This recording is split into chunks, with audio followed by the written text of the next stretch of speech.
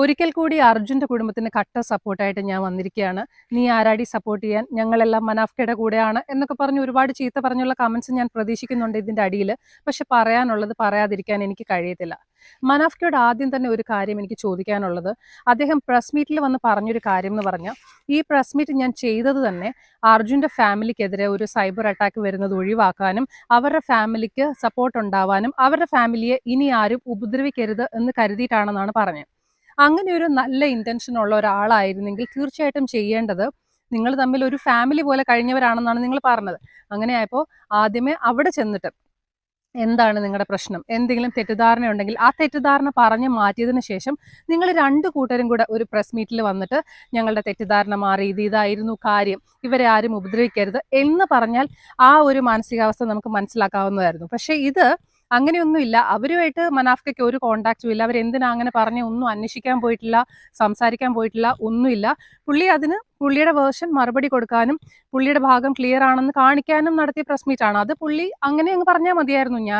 എനിക്കെതിരെ വന്ന ആരോപണങ്ങൾക്ക് മറുപടി പറയാനാണ് ഇവിടെ വന്നിരിക്കുന്നതെന്ന് പറയാതെ ഞാൻ അവരെ സഹായിക്കാനാണ് ഇവിടെ വന്നിരിക്കുന്നതെന്ന് പറയുമ്പോൾ തന്നെ അത് ശരിയായിട്ടുള്ളൊരു കാര്യമല്ല. അത് കേൾക്കുമ്പോൾ തന്നെ നമുക്കറിയാം എന്താണ് പുള്ളി ഉദ്ദേശിക്കുന്നത് എന്നുള്ളത്. ഇത്രയൊക്കെ ചെയ്തിട്ട് മനാഫ്കയ്ക്ക് അവരോട് ഒരു ദേഷ്യവും ഇല്ലല്ലോ, അവരെ ഹെൽപ്പ് ചെയ്യാനായിട്ടാണ് ഇപ്പോഴും ശ്രമിക്കുന്നതെന്നുള്ള ഒരു കാര്യം ആൾക്കാരെ കൊണ്ട് പറയിപ്പിക്കാനായിട്ടാണ് അത് പറഞ്ഞതെന്നാണ് ഞാൻ മനസ്സിലാക്കുന്നത്. ഇനി അതിലുടനീളം സംസാരിച്ച കാര്യങ്ങളെപ്പറ്റി ഒന്ന് വിശകലനം ചെയ്യാം. അതായത് അർജുന്റെ ഫാമിലി പറഞ്ഞു മനാഫ്ക കാശ് പിരിക്കുന്നു അവരുടെ പേരിലെന്ന് പറഞ്ഞു എന്നാണ് ഇവർ പറയുന്നത്. അവരങ്ങനെയല്ല പറഞ്ഞേ, ഇങ്ങനെയുള്ള പല ഓഫേഴ്സ് വരുന്നുണ്ട് എന്ന് അറിയുന്നുണ്ട്, അത് വാങ്ങിച്ചോ ഇല്ലയോ എന്ന് നമുക്ക് അറിയില്ല എന്നാണ് പറഞ്ഞത്. അത് പുള്ളി കൺഫേം ചെയ്യുന്നുണ്ട്. സ്കൂളിൽ നിന്ന് ഇതുപോലെ ഒരു ഓഫർ വന്നു, ഞാൻ പറഞ്ഞു എനിക്ക് വേണ്ട, മനാഫ്കയ്ക്ക് കൊടുക്കാനായിട്ടാണ് ഓഫർ വന്നത്, ഞാൻ പറഞ്ഞു എനിക്ക് വേണ്ട, അത് അർജുന്റെ കുഞ്ഞിന് കൊടുക്കാമെന്ന് പറഞ്ഞ് ഞാൻ അക്കൗണ്ട് നമ്പർ ചോദിച്ചു എന്ന് പുള്ളി തന്നെ കൺഫേം ചെയ്യുന്നുണ്ട്. അപ്പൊ ഈ ഒരു സംഭവം, ഇതുപോലെയുള്ള പല ഇൻഫർമേഷൻ അവർക്ക് കിട്ടിയിട്ടുണ്ടാവാം.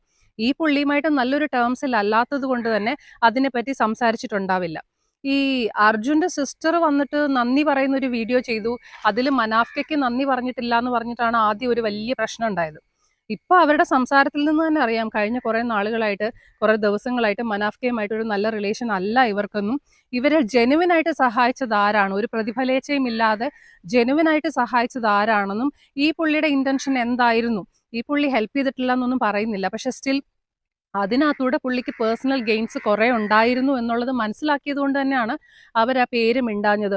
ഉള്ളിലൊരു ഇഷ്ടക്കേടും കാര്യങ്ങളും ഉണ്ടായിട്ടും പിന്നെയും വന്നിട്ട് മീഡിയയുടെ മുമ്പിൽ നിന്നിട്ട് മനാഫ്ക നന്ദി എന്നൊക്കെ പറയുന്നത് ഒരു എന്താ പറയുന്നത്, ജെനുവിൻ ആയിട്ടുള്ള ഒരാൾക്കാർ ചെയ്യുന്ന ഒരു കാര്യമല്ല. അപ്പൊ അതുകൊണ്ട് തന്നെയാണ് അവർ ആ പേര് പറയാഞ്ഞത്.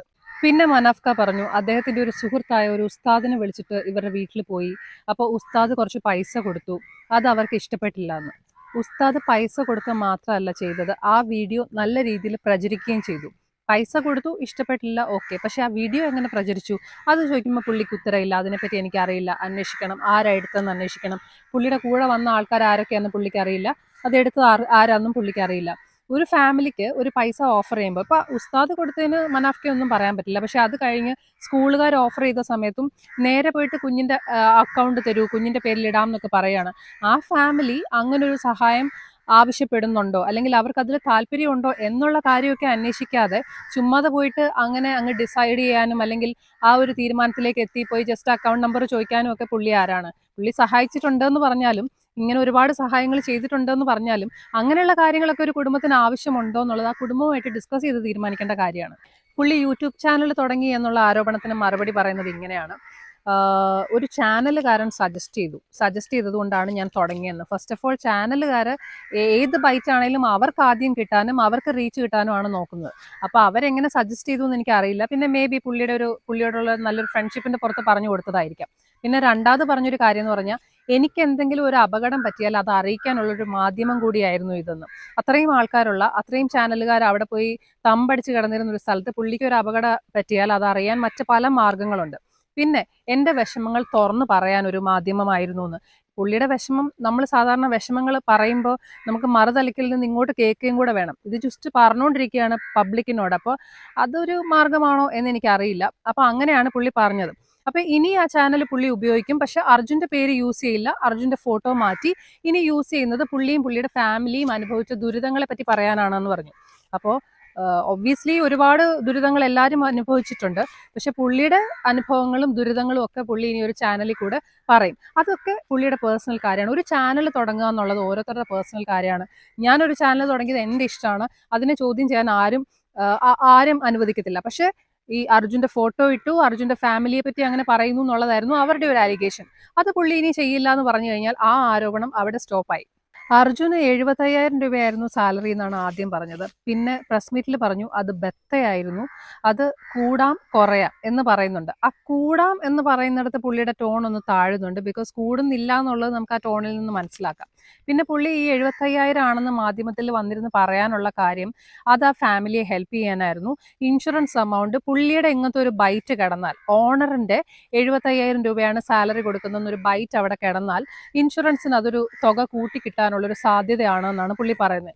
എനിക്കറിയില്ല, ജസ്റ്റ് ഒരു ബൈറ്റ് നോക്കിയിട്ടാണോ ഇൻഷുറൻസ് കമ്പനിക്കാർ അവർക്ക് കൊടുക്കേണ്ട ക്ലെയിം ഒക്കെ നിശ്ചയിക്കുന്നത്, അതോ ഇവരുടെ സാലറി എത്രയായിരുന്നു അങ്ങനെ കാര്യമായ അന്വേഷണം നടത്തിയിട്ടാണെന്നാണ് എൻ്റെ ഒരു അറിവ്. പക്ഷെ പുള്ളി പറയുന്നത് പുള്ളിയുടെ ഒരു ബൈറ്റ് അവിടെ കിടന്നാൽ അത് അതിന് ഗുണകരമാവും എന്നുള്ളത് കൊണ്ട് മാത്രമാണ് പുള്ളി അങ്ങനെ പറഞ്ഞതെന്നാണ് പറയുന്നത്.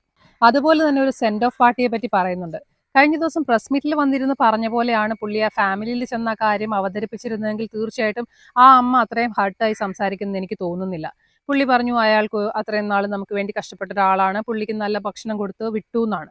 പക്ഷെ സെൻഡ് ഓഫ് പാർട്ടിന്ന് യൂസ് ചെയ്തിട്ടുണ്ടാവും, പാർട്ടി നടത്തിയിട്ടുണ്ടാവും. അതുകൊണ്ടാണ് ആ ഫാമിലിക്ക് അത്രയും വേദനിച്ചത്. അല്ലെങ്കിൽ ഒരിക്കലും എനിക്ക് തോന്നുന്നില്ല ഇങ്ങനെ ഒരു കാര്യം പറയുമ്പം ഏതെങ്കിലും ഒരാൾ അത് വേണ്ടിയിരുന്നില്ല എന്ന് പറയുന്നത്. പിന്നെ ആക്ഷൻ കമ്മിറ്റിയുടെ കാര്യം ചോദിച്ചപ്പോൾ പറഞ്ഞു ആദ്യം പലതരത്തിൽ പലയിടത്തായിട്ടാണ് ആക്ഷൻ കമ്മിറ്റി നടന്നിട്ടുണ്ടായിരുന്നത്. പിന്നെ അതെല്ലാം കൂടെ ഒന്നിച്ച് ക്ലബ് ചെയ്യാനായിട്ട് ഇവരൊരു വലിയ മീറ്റിംഗ് വിളിച്ചു വരുത്തുകയും അത് ഒന്നിച്ചാക്കുകയും ചെയ്തു. അന്ന് അർജുന്റെ ഫാമിലിയെ വിളിച്ചപ്പം അവർക്ക് എന്തോ അസൗകര്യം ഉണ്ടായിരുന്നു, അവർ വന്നില്ല എന്നാണ് പറഞ്ഞത്. അർജുന്റെ ഫാമിലിയായിട്ട് ബന്ധപ്പെട്ട ഒരു കാര്യത്തിന് അർജുന്റെ ഫാമിലിയുടെ കൺവീനിയൻസോടെ നോക്കിയിട്ട് വേണ്ടേ ടൈം ഫിക്സ് ചെയ്യാൻ? അല്ലാതെ ഇവർക്ക് തോന്നുന്ന ടൈമിൽ ഫിക്സ് ചെയ്തിട്ട് ഇവർക്ക് തോന്നുന്ന കാര്യം പോലെയാണോ ചെയ്യേണ്ടത്? അങ്ങനെ ചെയ്തു എന്നുള്ള അലിഗേഷൻ മാത്രമാണ് അർജുന്റെ ഫാമിലി പറയുന്നത്. എല്ലാം അയാളുടെ ഇഷ്ടപ്രകാരം ചെയ്യുന്നു, നമ്മളോടൊന്നും സംസാരിക്കുന്നില്ല, നമ്മളോടൊന്നും ആലോചിക്കുന്നില്ല എന്നുള്ള കാര്യം മാത്രമാണ് അവർ പറഞ്ഞത്. ഏതോ ഒരിടത്ത് അദ്ദേഹം പറയുന്നത് ഞാൻ കേട്ടതാണ്, എൻ്റെ സ്വത്തും മുതലൊക്കെ വിറ്റിട്ടാണ് ഞാൻ ഇതിനു വേണ്ടി നിൽക്കുന്നതെന്നുള്ളത്. സെയിം ആള് തന്നെ പിന്നെ മറ്റൊരു ബൈറ്റിൽ 2 ദിവസം മുമ്പ് പറയുന്നുണ്ടായിരുന്നു 2 തലമുറ കഴിക്കാനുള്ളത് എൻ്റെ വാപ്പ തന്നെ ഉണ്ടാക്കിയിട്ടുണ്ടെന്ന്. അങ്ങനെ അത്രയും സ്വത്തുള്ള ഒരാൾക്ക് അത് വിറ്റ് ഈ ഒരു കാര്യം നടത്താനായിട്ട് പുള്ളിയുടെ കയ്യിൽ നിന്ന് അത്രയോളം കോടികൾ ചെലവായിട്ടുണ്ടെന്നുള്ളത് എനിക്കറിയില്ല അങ്ങനെ ഉണ്ടോയെന്ന്. ബിക്കോസ് അത് ഗവൺമെന്റ് ചെയ്തു എന്നാണ് എൻ്റെ ഒരു അറിവ്. അത്രത്തോളം പുള്ളിയുടെ സ്വത്ത് വിറ്റ് ചെയ്യേണ്ടതായിട്ടുള്ള എന്തെങ്കിലും കാര്യം ഉണ്ടായിരുന്നോ എന്ന് എനിക്കറിയില്ല. പിന്നെ അളിയനെതിരെ ഒരുപാട് അലിഗേഷൻ, ഒരുപാട് തന്തയ്ക്ക് വിളി കേട്ട ഒരു അളിയൻ ഭയങ്കര വാഴയാണ് അങ്ങനെയൊക്കെ പറഞ്ഞ് ഒരുപാട് കമന്റ്സ് കിടക്കുന്നുണ്ട്. ശരിക്കും പറഞ്ഞു കഴിഞ്ഞാൽ എനിക്ക് മനസ്സിലായില്ല ഇതെന്താ സംഭവം, അളിയൻ എന്തെങ്കിലും തെറ്റ് ചെയ്തിട്ടുണ്ടോ എന്ന് എനിക്ക് അറിയില്ലായിരുന്നു. അപ്പം ഇത് പറഞ്ഞ എൻ്റെ ഒരു സുഹൃത്തിൻ്റെ അടുത്ത് ഞാൻ വിളിച്ചു ചോദിച്ചു എന്താണ് കാര്യം, എനിക്കൊരു വീഡിയോ ചെയ്യാനാണ്, അപ്പം അളിയൻ എന്തെങ്കിലും തരത്തിലുള്ള ഉടായ്പ് കാണിച്ചിട്ടുണ്ടെങ്കിൽ അത് അറിഞ്ഞിട്ട് വേണമല്ലോ ഞാൻ സംസാരിക്കാൻ എന്ന് പറഞ്ഞപ്പോൾ പറഞ്ഞു അത് പിന്നെ അവനെ ഈ ലൈം ലൈറ്റിലൊന്നും നേരത്തെ കണ്ടിട്ടുണ്ടായിരുന്നില്ല, ബൈറ്റിലൊന്നും അധികം അവനെ കണ്ടിട്ടുണ്ടായിരുന്നില്ല. പിന്നെ അവൻ്റെ പെങ്ങൾ അങ്ങനെ നന്ദി കേട്ട രീതിയിൽ സംസാരിച്ചപ്പോൾ അതിനെ സപ്പോർട്ട് ചെയ്തു, അവനൊരു വാഴയാണ് എന്നാണ് പറഞ്ഞത്. അല്ലാതെ പ്രത്യേകിച്ച് ഒരു അലിഗേഷൻ അവന്റെ പേരിൽ ഞാൻ കേട്ടില്ല, എനിക്കറിയില്ല. അപ്പോൾ ഈ അർജുന്റെ ഫാമിലി എന്ന് പറഞ്ഞാൽ അവർ തകർന്നിരിക്കുന്ന ഒരു സാഹചര്യമായിരുന്നു. എന്നിട്ട് പോലും അവരുടെ അമ്മ ആദ്യം നല്ല രീതിയിൽ സംസാരിക്കുമായിരുന്നു. അമ്മയുടെ സംസാരങ്ങൾ പല രീതിയിൽ പ്രശ്നങ്ങളായി. അവരങ്ങനെ പറഞ്ഞു ഇങ്ങനെ പറഞ്ഞു എന്ന് പല പ്രശ്നങ്ങളായി കഴിഞ്ഞപ്പോൾ അവർ അവിടെ നിന്ന് അങ്ങ് മാറി. പിന്നെ സിസ്റ്റർ സംസാരിക്കാൻ തുടങ്ങി. അപ്പോൾ സിസ്റ്റർ അഹങ്കാരിയാണ്, സിസ്റ്റർ ഇവർക്ക് എന്താ ഇവരുടെ ഫാമിലിയിൽ നിന്ന് എന്തോ അടിച്ചു മാറ്റാൻ വന്നാണ് അങ്ങനെ എന്തൊക്കെയോ പറഞ്ഞിട്ട് സിസ്റ്ററിനെ പറയാൻ തുടങ്ങി. പിന്നെ വൈഫ് സംസാരിക്കുമ്പോൾ വൈഫിന് കരച്ചിലില്ല, സങ്കടമില്ല എന്ന് പറയാൻ തുടങ്ങി. അപ്പം കോൺഫിഡൻ്റ് ആയിട്ട് ഒരു മീഡിയയുടെ മുമ്പിൽ വന്ന് ഇതിനെപ്പറ്റി അഡ്രസ്സ് ചെയ്യാനുള്ള ആൾക്കാരുടെ എല്ലാം വായടച്ചു ആദ്യമേ. പിന്നെ സംസാരിച്ചത് അളിയനാണ്. അനിയൻ കുറച്ച് പറയുന്നുണ്ട്, കഴിഞ്ഞ ദിവസത്തെ ഒരു ഇന്റർവ്യൂ കൊടുത്തതിൽ പറയുന്നുണ്ട് എനിക്കിങ്ങനെ മീഡിയയുടെ മുമ്പിലൊന്നും വന്ന് സംസാരിക്കാൻ താല്പര്യമില്ല, ഞാൻ അങ്ങനെ ചെയ്തിട്ടുമില്ല അധികം, നിങ്ങൾ കണ്ടു നോക്കിയാൽ അറിയാം ഞാൻ അധികം സംസാരിച്ചിട്ടില്ല, ഞാൻ അവിടെ ഉണ്ടായിരുന്നു പക്ഷെ ഞാൻ അങ്ങനെ സംസാരിച്ചിട്ടില്ല എന്ന്. അപ്പൊ പിന്നെ ഈ അളിയനാണ് സംസാരിച്ചത്.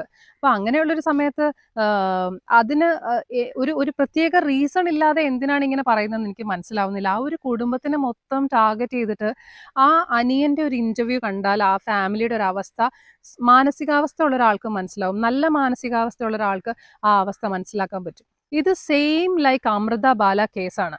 അമൃത ബാല തമ്മിൽ ഡിവോഴ്സായി വർഷങ്ങൾ കഴിഞ്ഞു.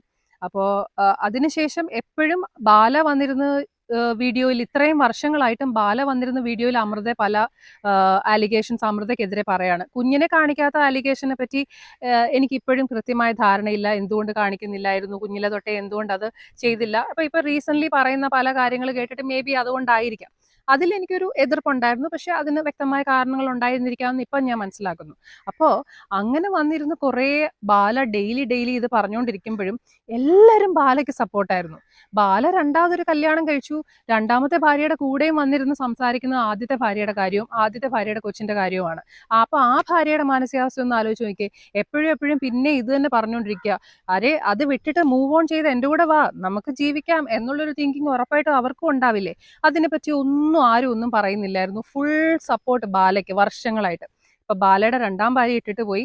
ബാലയുടെ ആദ്യ ഭാര്യയും മകളും വന്നിട്ട് കുറച്ച് ഇമോഷണൽ ആയിട്ടൊരു വീഡിയോ ചെയ്ത് കഴിഞ്ഞപ്പോൾ ഇപ്പൊ ബാലയുടെ വീഡിയോയ്ക്ക് നേരെ ചീത്ത. ഇത് നേരത്തെ സംഭവിച്ചുകൊണ്ടിരുന്ന കാര്യമാണ്, അല്ലാതെ ഇന്ന് പുതിയതായിട്ട് സംഭവിച്ച ഒരു കാര്യവുമല്ല. എന്തുകൊണ്ട് നിങ്ങൾ അന്ന് റിയലൈസ് ചെയ്തില്ല? എന്തിനിപ്പോ ബാലയെ ചീത്ത വിളിക്കുന്നു?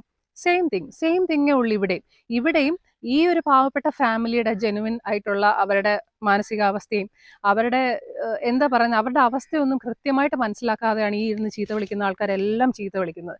ഇനി ഒരു പോയിന്റ് കഴിയുമ്പോഴായിരിക്കും നമുക്കിതെല്ലാം മനസ്സിലാവുന്നത്. അപ്പോഴത്തേക്ക് ചിലപ്പം അനിയൻ കൊച്ചൻ പറഞ്ഞു, ഞാൻ ആത്മഹത്യയുടെ വക്കിലാണെന്ന് പറഞ്ഞു. അവരുടെ ഫാമിലിയിൽ ആരെങ്കിലും ഒന്ന് ആത്മഹത്യ ചെയ്യുവാണെങ്കിൽ പിന്നെ നേരെ അങ്ങ് തിരിയും. ഒരു ഡിസാസ്റ്റർ സംഭവിച്ചു കഴിയുമ്പോൾ ഇങ്ങനെയൊന്നും അല്ലായിരിക്കും പറയുന്നത്. അപ്പം അതുവരെ ആൾക്കാർ മനസ്സിലാക്കില്ല.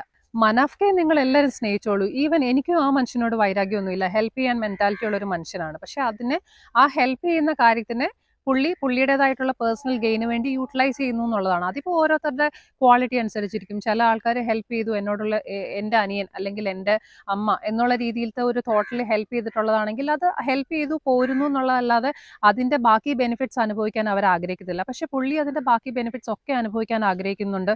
അതിൻ്റെ സ്വീകരണങ്ങളും മറ്റു കാര്യങ്ങൾക്കായി നടക്കുന്നുണ്ട്. അതുപോലെ തന്നെ ഈ ഒരു വേദനകളെല്ലാം പുള്ളി സഹിച്ചത് പുള്ളിയുടെ അനിയനെ പോലെ കരുതുന്ന അർജുന് വേണ്ടിയാണെന്നാണ് പറഞ്ഞത്. പക്ഷെ എന്നാൽ പോലും പുള്ളി ഇനി ഒരു പുതിയ ചാനലിനകത്തൂടെ പുള്ളി സഹിച്ചതെല്ലാം പുള്ളി ഇനി വിളിച്ചു പറഞ്ഞ് അതിൽ നിന്നുണ്ടാകുന്ന ബെനിഫിറ്റും അതിൽ നിന്നുണ്ടാകുന്ന കരുണയും കാര്യങ്ങളും അങ്ങനെ ഒരുപാട് ഇനി അതിൽ നിന്ന് കിട്ടുന്ന പൈസയും കൊണ്ട് ഒരുപാട് ചാരിറ്റിയൊക്കെ ചെയ്ത് അങ്ങനെ ഒത്തിരി കാര്യങ്ങൾ പുള്ളി ചെയ്യും. അപ്പോൾ അതൊക്കെ ചെയ്തോട്ടെ, നിങ്ങൾ എല്ലാവരും പുള്ളിയെ ഇഷ്ടപ്പെട്ടോളൂ, അതിലൊന്നും ഒരു പ്രശ്നവുമില്ല. പക്ഷെ ഒരു പാവപ്പെട്ട ഫാമിലിയെ, സ്വന്തമായിട്ട് അധ്വാനിച്ച് ജീവിക്കാൻ ആഗ്രഹിക്കുന്ന ഒരു പാവപ്പെട്ട ഫാമിലിയെ വെറുതെ വിടൂ. അവരെ ആത്മഹത്യയുടെ വക്കിൽ കൊണ്ട് എത്തിച്ചിട്ട് അവർക്ക് ജീവിക്കാൻ പറ്റാത്തൊരു സാഹചര്യത്തിലാക്കി അത് ശരിയായിട്ടുള്ളൊരു നടപടിയല്ല. ശരിക്കും പറഞ്ഞാൽ അവർ മെന്റലി സ്ട്രോങ് ആണെന്നുണ്ടെങ്കിൽ ഇതെല്ലാം ഇഗ്നോർ ചെയ്തിട്ട് ഇവരൊക്കെ ആരാണ്, ഇവരൊന്നും അല്ലല്ലോ നമ്മുടെ കാര്യങ്ങൾ നോക്കുന്നതെന്ന് പറഞ്ഞിട്ട് പോകാനുള്ളതേ ഉള്ളൂ. ബട്ട് അവരിങ്ങനത്തെ ഒരു കാര്യം ആദ്യമായിട്ടാണ് ഫേസ് ചെയ്യുന്നത്. അതുപോലെ തന്നെ അവരുടെ ഫാമിലിയിൽ വലിയൊരു ലോസ് വന്നിട്ടിരിക്കുകയും കൂടെ ആയതുകൊണ്ട് അവർക്ക് ഇതെല്ലാം കൂടെ താങ്ങാനും തരണം ചെയ്യാനുള്ളൊരു ബുദ്ധിമുട്ടുണ്ട്. അവരെ മെന്റലി സപ്പോർട്ട് ചെയ്യാനും കൗൺസിലിംഗ് ചെയ്യാനും ഒക്കെ ഉള്ള രീതിയിൽ ആർക്കെങ്കിലും സഹായിക്കാൻ പറ്റുമെങ്കിൽ തീർച്ചയായിട്ടും ചെയ്യണം. എനിക്ക് അവരുടെ വീടും കാര്യങ്ങളും ഒന്നും അറിയില്ല, ഏതെങ്കിലും തരത്തിൽ ഹെൽപ്പ് ചെയ്യണം എന്ന് ആഗ്രഹമുണ്ട് തീർച്ചയായിട്ടും. അതുകൊണ്ട് നിങ്ങൾ മനാഫ്കയെ എടുത്ത് എയറിൽ വെച്ചോളൂ, എവിടെ വേണേലും വെച്ചോളൂ, ഒരു പ്രശ്നമില്ല. ബട്ട് സെയിം ടൈം ആ ഫാമിലിയെ നിങ്ങൾ മറന്നേക്കൂ, ആ ഫാമിലിയെ പറ്റി മറന്നേക്കൂ. വെറുതെ അവരെ ചീത്ത വിളിച്ച് അവരെ ഇമോഷണലി ഒരുപാട് തകർത്ത് ആ കുടുംബത്തെ തകർക്കല്ലേ. ഇനി ഇതിന്റെ താഴെ ഒരുപാട് കമന്റ്സ് എന്നെ ചീത്ത വിളിച്ചുകൊണ്ട് വരുമെന്ന് എനിക്കറിയാം. ചെറുപ്പം തൊട്ടേ ഒരുപാട് ക്രിറ്റിസിസംസ് അനുഭവിച്ച് വളർന്നിട്ടുള്ള ഒരാളാണ്. ഒരുപാട് തലത്തിൽ ഒരുപാട് വേദനകൾ അനുഭവിച്ചിട്ടുള്ള ഒരാളായതുകൊണ്ട് തന്നെ ഇത്തരത്തിലുള്ള കാര്യങ്ങളെയൊക്കെ എങ്ങനെ ഡീൽ ചെയ്യണം അല്ലെങ്കിൽ അതിനെ എങ്ങനെ ഇഗ്നോർ ചെയ്യണം എന്നുള്ളത് എനിക്കറിയാം. അതിനുള്ള മെച്യൂരിറ്റി എനിക്ക് ആയിട്ടുള്ളത് കൊണ്ട് തന്നെ ഞാൻ അതിനെക്കുറിച്ച് ബോദർ ചെയ്യുന്നില്ല. പക്ഷെ ദയവേത് ഇപ്പോൾ ഒരു ലോസ് വന്ന് തകർന്നിരിക്കുന്ന ആ ഒരു ഫാമിലിയെ ഇനി ഇമോഷണലി അറ്റാക്ക് ചെയ്ത് തകർക്കരുത്. നിങ്ങൾ മുമ്പ് പറഞ്ഞ പോലെ തന്നെ മനാഫ്കയെ നിങ്ങൾ എത്ര വേണേലും സ്നേഹിച്ചോളൂ. ബട്ട് ദയവേത് ആ ഫാമിലിയെ വെറുതെ വിടൂ. ഒരു റിക്വസ്റ്റ് ആണ്, അപേക്ഷയാണ്.